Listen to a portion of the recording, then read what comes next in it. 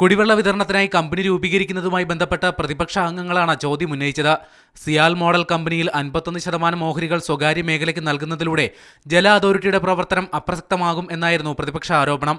Company രൂപീകരിക്കാനുള്ള സർക്കാർ ഉത്തരവിൽ അപാകതകളുണ്ടെന്നും കോടികളുടെ അഴിമതിക്ക് വഴിതിറക്കുന്ന ഉത്തരവ് പിൻവലിക്കണമെന്നും കോടിയേരി ബാലകൃഷ്ണൻ ആവശ്യപ്പെട്ടു.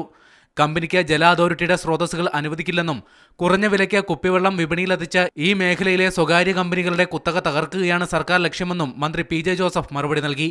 എന്നാൽ ഇതിൽ തൃപ്തരാകാതെ പ്രതിപക്ഷം ബഹളം വെക്കുകയായിരുന്നു.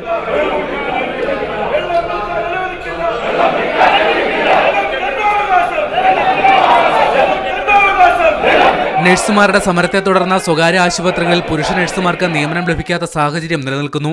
എന്നാൽ ബലരാമൻ കമ്മീഷൻ ശുപാർശ അനുസരിച്ച് ആശുപത്രികളിൽ 20% പുരുഷ നഴ്സുമാർക്കായി സംവരണം ചെയ്യാനാവില്ലെന്ന MA ബേബിയുടെ ചോദ്യത്തിന് മന്ത്രി ഷിബു ബേബി ജോൺ മറുപടി നൽകി. മീഡിയ 1 തിരുവനന്തപുരം.